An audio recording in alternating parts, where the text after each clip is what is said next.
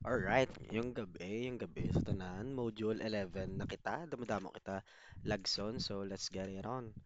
Okay, let's go. Cardiovascular, magkabata cardio, heart, of course.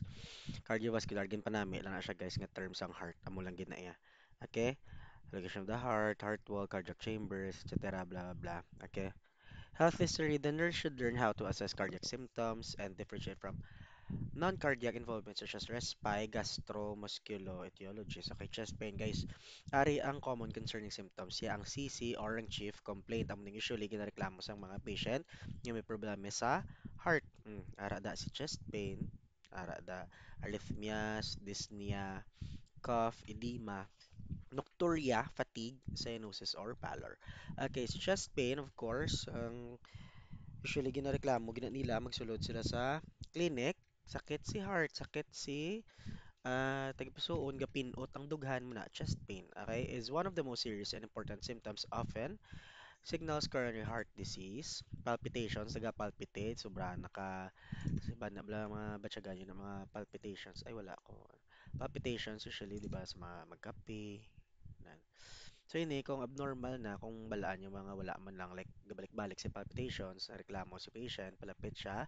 Palpitations is what involve an unpleasant awareness of the heartbeat. Okay?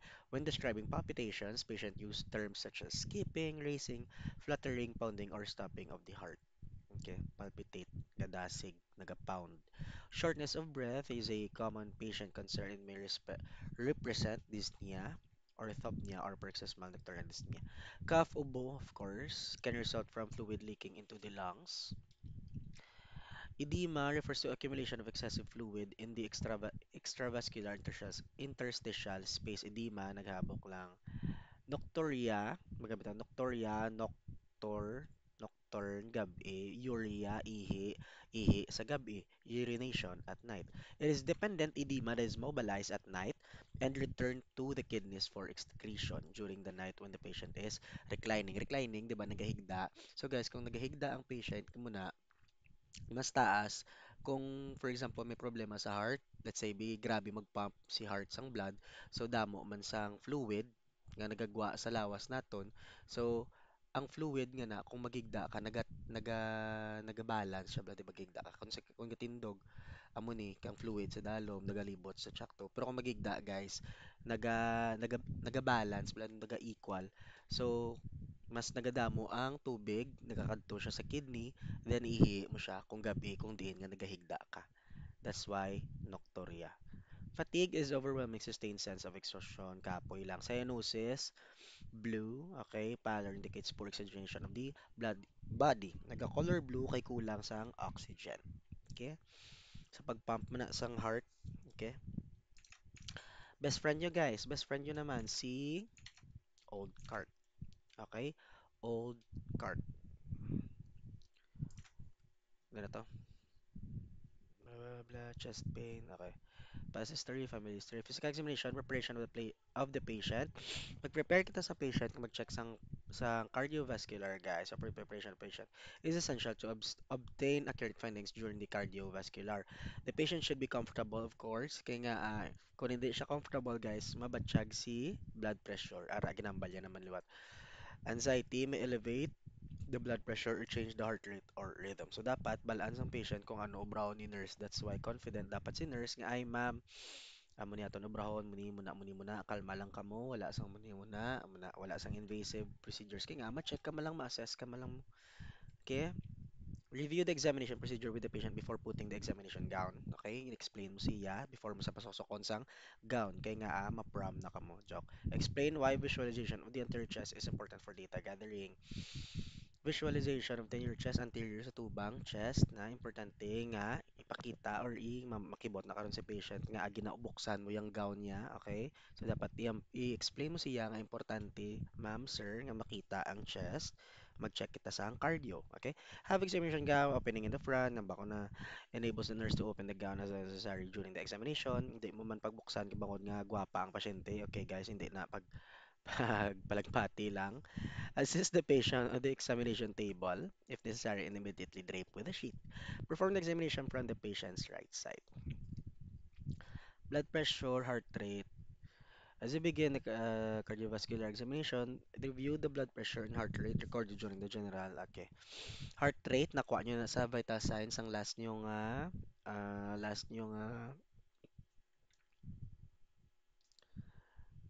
read them, di ba?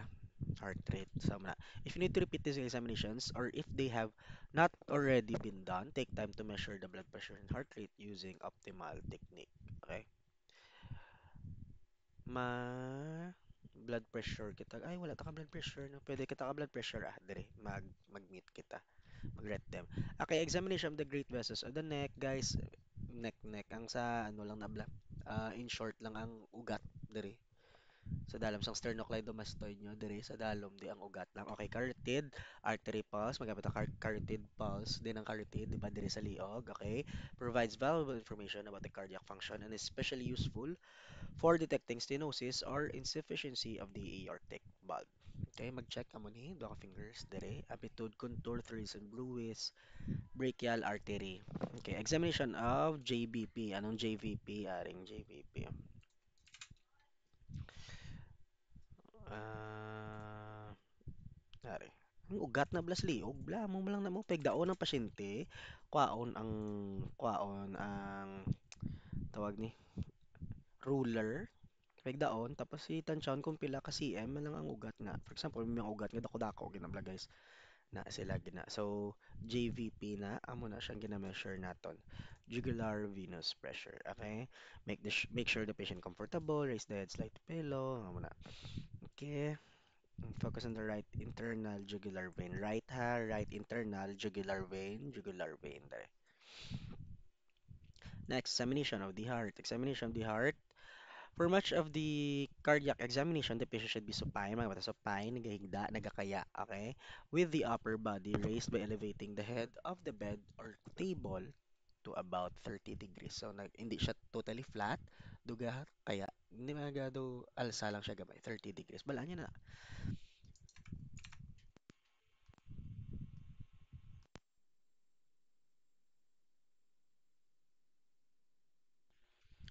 For much of the cardiac examination, blah, blah, blah. Two other positions, lateral decubitus position or left side lying. Yun panami lang ang term. Left side lying. Tandaan si left side lying. Sitting and leaning forward. Pwede mo na. Okay, this position bring the ventricular apex and the left ventricular outflow tract closer to the chest wall, enhancing detection of the PMI and aortic insufficiency. Guys, si IPA, okay, IPA, same lang man kung paano kita inspect, palpate, percuss, auscultate, inspect, lantaw, palpate, kaptan. So, amo na, sa paglantaw nyo palang gina, pagbukas na daan sang chest, paglantaw sa gown, pagkakas ang gown, inspect na dayon, of course, masige habok-habok, or basi prominent, gid na si heart mag-pump, o kung maginhawa siya bala. Palpation, magkapot, hinay-hinay lang, halong-halong.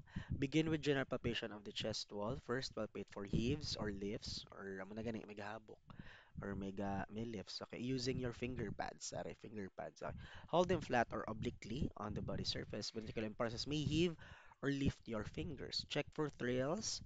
Be assured to assess the right ventricle, palpating the right ventricle area at the lower left sternal border in this subxiphoid area. Xiphoids, ito nga xiphoid process, subs dalom dire.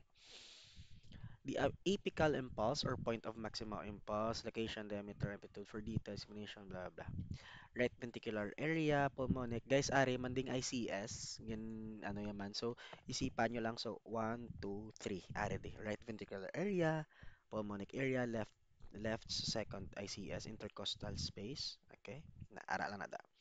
York Technan. Percussion, mag-percuss kita, hinay lang. Percussion is rarely used to the estimate cardiac size. Para ma-estimate ang cardiac size, ga-percuss kita. Pero usually, why na ginagamit, gid. X-ray, kay makita sa X-ray ang measurement sang heart. Hasta sa 6 intercostal space, third, fourth, fifth. Okay. Auscultation, gamit ang auscultate kita, gagamit kita sang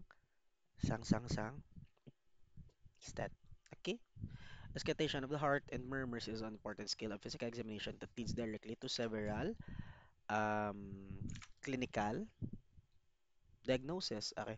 Guys, already si stat naton. Okay, si stat naton. Sa punta na ang headset, dire headset, ara headset, metal tubes, ang earpieces guys sa puntada. Tapos ang flexible rubber tubing sa puntada, amo na gina-explain ko sang last, si bell kag si diaphragm. Okay, si bell kag si diaphragm. Si diaphragm mo na siyang si dako. Okay, si bell ang sa likod ang gamay nga buho na bala. So ilisuon nyo lang siya kung wala siya ga sound kay might be ang iya nga output na bala ang sound ya nakatuon bi kay bell. Ti gin try nyo diaphragm ti syempre hindi siya mabatian kay naka-bell siya. So lisuon nyo lang siya. Muna. Okay? The diaphragm is better for picking up the relatively high-pitched sounds of S1 and S2, the murmurs of aortic and mitral regurgitation, mga friction rubs na mas sensitive gawa si diaphragm na si Belia guys ang dudalom na naagawa low pitch sounds na S3 and S4 and the murmur of mitral stenosis. Apply the bell gently with just enough pressure to produce an air seal with its full rim. Okay, inching guys. Ang inching, paano inching gamiton? Paano siya obrahon? Inching, the stethoscope. By the word guys nga inch, dira pa lang daan, inch by inch, ginahulag nyo siya amat-amat. Okay? Inch by inch. So, amat-amat siya, hulag by inches. So, hinay siya. Amo na aga pamati. Kumamati kamusang cardio. Some experts recommend starting at the apex and inching to the base. Move the stethoscope from the PMI medially to the left sternal border, superiorly to the second intercostal space, then across the sternum, blah, blah. Ay, ang location, malang ning gina-explain niya guys. Pero in short, amo ng inching, amat-amat. Yan. Alternatively, you can start at the base and inch your stethoscope to the apex sa base padto sa apex ato nga or apex sang heart kundiin ang dumangga na ablang babalo sang heart amat-amat na with your stethoscope in the right second intercostal space intercostal diris babaw close to the sternum ang sa ribs na ang tunga ni sternum. Move along the left sternal border in each intercostal space from the second through the fifth and then to apex. Okay.